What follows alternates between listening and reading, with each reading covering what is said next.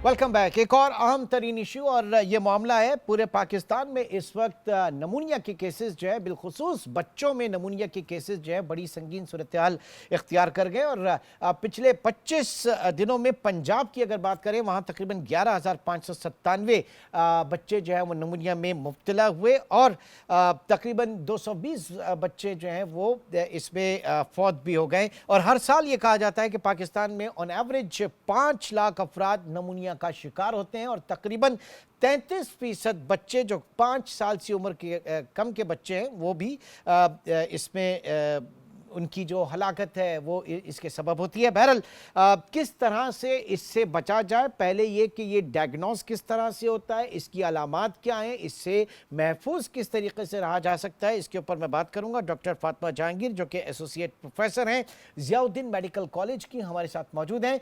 बहुत शुक्रिया डॉक्टर फातिमा आपके वक्त का। सबसे पहले तो ये बताइएगा कि पाकिस्तान भर में नमूनिया के केसेस बढ़ने की क्या वजूहात हैं और ये किस हद तक खतरनाक है, जानलेवा है।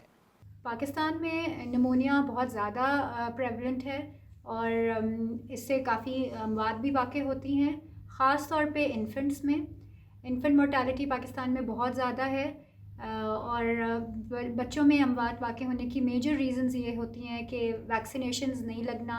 टाइमली वैक्सीनेशन लगने से निमोनिया के ख़दशात कम होते हैं और दूसरा ये कि मैल न्यूट्रिशन की वजह से भी ज़्यादा इन्फेक्शंस होने के अलामात ज़्यादा हो जाते हैं। अच्छा, ये भी बताइए कि बच्चों में इसकी अलामात क्या हैं और क्या ज़रूरी इक़दाम किए जा सकते हैं। बच्चों में निमोनिया पाकिस्तान में बहुत फैल रहा है और second leading cause of infant mortality pneumonia होता है, सीने का इन्फेक्शन। जो फर्स्ट लीडिंग कॉज है वो डायरिया है और उसके बाद नमूनिया से बच्चों की डेथ्स वाक़ई होती हैं। तो बच्चों में इसके सिम्टम्स को रिकग्नाइज़ करना बहुत इम्पॉर्टेंट है, जैसे पसली का तेज़ तेज़ चलना, तेज़ खांसी होना, खांसी के बाद उल्टी भी आ सकती है और बच्चा खाना पीना बिल्कुल दूध नहीं पिएगा और ज़्यादा क्रैंकी हो जाएगा, लेथार्जिक और टॉक्सिक लुकिंग होगा और सांस लेने में डिफ़िकल्टी हो सकती है। बच्चा प्लेफुल नहीं होगा, जैसे बच्चे दौड़ते भागते हैं तो निमोनिया के दौरान वो बिल्कुल निढाली होगी और बुखार भी हो सकता है, बुखार नहीं भी हो सकता।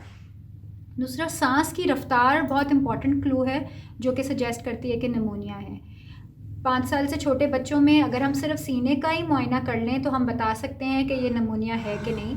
अगर सीने तेज़ रफ़्तार से सांस ले रहा हो और बहुत ज़्यादा खांसी हो और दूर से देखने से ही बच्चे में से कि सीने से आवाज़ें आ रही हों और तो ये अलामात निमोनिया के हो सकते हैं। और ये बहुत ज़रूरी है कि अर्ली रिकग्नाइज़ कर लें, क्योंकि अगर ये हम निमोनिया वाले बच्चे को सही ट्रीट ना करें, जिसके एंटीबायोटिक टाइमली नहीं दें और फुल ड्यूरेशन के लिए नहीं दें, तो ये ज़्यादा ख़तरनाक मालूम हो सकता है और मौत भी वाक़ई हो सकती है।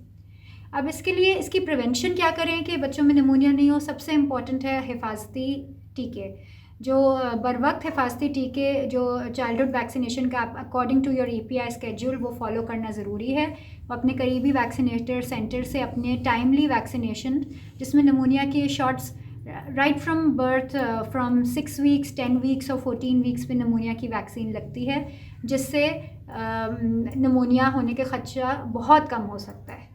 दूसरा ये कि क्राउडेड प्लेसेस में भी बच्चों को कम से कम लेके जाना चाहिए ताकि वो कैच ना कर सकें निमोनिया, और उनकी न्यूट्रिशन अच्छी रखनी चाहिए। वही बच्चे ज़्यादा बीमार होते हैं जो मैल नरिश्ड होते हैं। तो अगर उनकी ग़िज़ा अच्छी हो जिसमें प्रोटीन इंटेक, ज़्यादातर बच्चे आयरन डेफिशिएंसी होती है उनको, तो वो बच्चे आयरन डेफिशिएंट हैं, वो निमोनिया उनको ज़्यादा हो सकता है। तो हमें ज़रूरी है कि हम बच्चे की ग़िज़ा की ख़्याल रखें और जैसे आप माँ को लगे कि ये बच्चे की तबीयत ज़्यादा ख़राब हो रही है, खांसी बढ़ रही है और सीने से आवाज़ें आ रही हैं, तेज़ रफ्तारी से सांस ले रहे हैं, तो डॉक्टर से रुजू करना बहुत ज़रूरी है।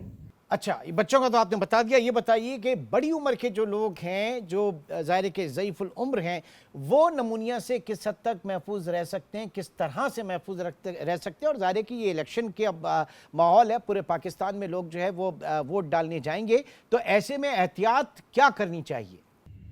अ, बड़ों में एडल्ट्स में नमूनिया इस तरह हो सकता है कि सर्दियों में ज़्यादा कॉमन होता है और उसमें भी यही हो गई कि खांसी, बलगम वाली खांसी होती है। वो लोग जिनको दमा की शिकायत होती है, तो हो सकता है कि सर्दियों में एज़मा की एग्ज़ैसरबेशन हो, यानी बुरा दमा हो जाए और उसके साथ नमूनिया भी हो जाए। और जो लोग सीओपीडी जिनको होता है, लॉन्ग टर्म सिगरेट स्मोकिंग से सीने में जो प्रॉब्लम आ जाती है सीओपीडी, उनको भी अक्सर नमूनिया हो सकता है। तो उस बड़ों में एडल्ट्स में जो अलामात होते हैं उसमें बलगम वाली खांसी और बुखार भी हो सकता है, और इसके अलावा सांस लेने में डिफ़िकल्टी। जब ज़्यादा सिवियर नमूनिया होता है तो चलने में, सीढ़ियाँ चढ़ने में, और इवन अगर बहुत ज़्यादा सिवियर हो जाए तो इवन बाथरूम तक जाने में, कपड़े चेंज करने में भी शॉर्ट ऑफ ब्रेथ हो जाते हैं। तो ये science of pneumonia in adults होते हैं। और इसकी प्रिवेंशन ये है कि 65 इयर्स के बाद सबको अब निमोनिया की शॉट लगाना ज़रूरी है। निमोनिया की वैक्सीन और फ्लू शॉट तो एवरी ईयर लगना चाहिए। निमोनिया की वैक्सीन 65 इयर्स के बाद एक दफ़ा ज़िंदगी भर के लिए लाइफ लॉन्ग लास्ट करती है।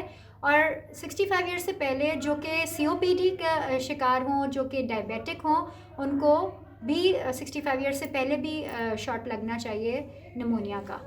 इलेक्शन के दौरान आने वाले वक्तों में हो सकता है कि ये बीमारी बढ़ जाए, क्योंकि ओवर क्राउडिंग, खचाखच रश होता है। तो इसकी प्रिवेंशन ये है कि मास्क पहन के ऐसी जगहों पे, पब्लिक प्लेसेस पे जाया जाए ताकि एक दूसरे से निमोनिया का जरासीम कॉन्ट्रैक्ट ना कर सकें।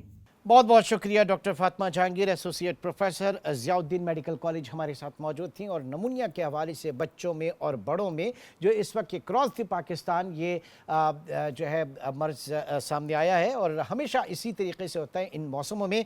तो एहतियात लाजिम है, अपनी भी हिफाजत करें और अपने इर्द गिर्द के लोगों की भी हिफाजत करें। आज के प्रोग्राम से इतना ही, इंशाल्लाह आपसे कल मुलाकात होगी। अपना बहुत ख्याल रखिएगा। अल्लाह हाफिज़।